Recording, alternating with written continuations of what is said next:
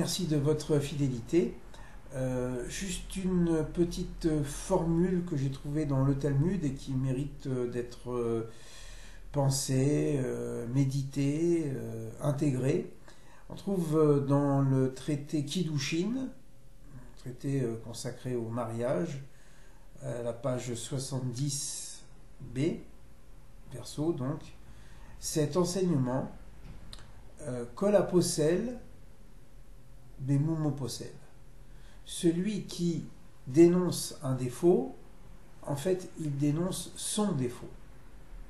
Petite formule très simple, où il est mentionné dans ce passage que quelqu'un accuse les autres d'être des serviteurs, des moins que rien. Et en fait, l'auteur de cette formulation, qui est Shmuel, un des maîtres du Talmud du IIIe siècle de Babylone, dit finalement, chaque fois que l'on dénonce quelqu'un, le défaut de quelqu'un, c'est que nous avons ce défaut. Sinon, on ne le verrait pas. En fait, on voit le monde avec nos yeux, notre regard intérieur. D'ailleurs, dans le troisième paragraphe du schéma, au chapitre 15 du livre des Nombres, troisième paragraphe du schéma qui parle des tzitzit, il est dit à propos de ces franges qu'elles ont pour finalité de nous souvenir des commandements de Dieu, et en se souvenant des commandements de Dieu, Velo taturu achare levafrem achare einechem, vous ne vous détournerez pas après votre cœur et après vos yeux.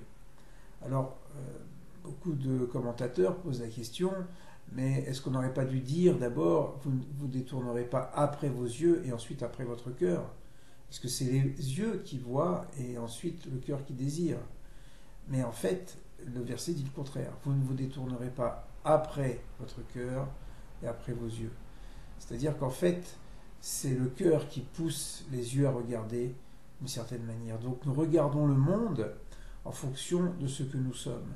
Si nous voyons le bien autour de nous, voilà, eh bien à ce moment-là, on dit le bien. Mais si on voit le mal, c'est que quelque part ce mal est en nous et il se projette sur l'autre. Donc toute formulation d'accusation, de rejet, de mépris, finalement, ça renvoie à la propre personne. Voilà, toute cette haine, cette violence qui s'exprime, elle renvoie finalement la personne comme une espèce de miroir. Voilà.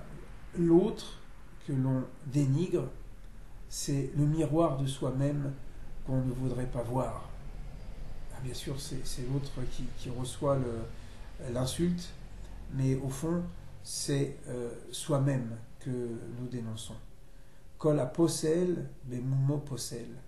Quand on dénonce le défaut de quelqu'un, c'est son propre défaut que l'on dénonce. Voilà, une méditation avant ce Shabbat. Et à une prochaine fois. Au revoir.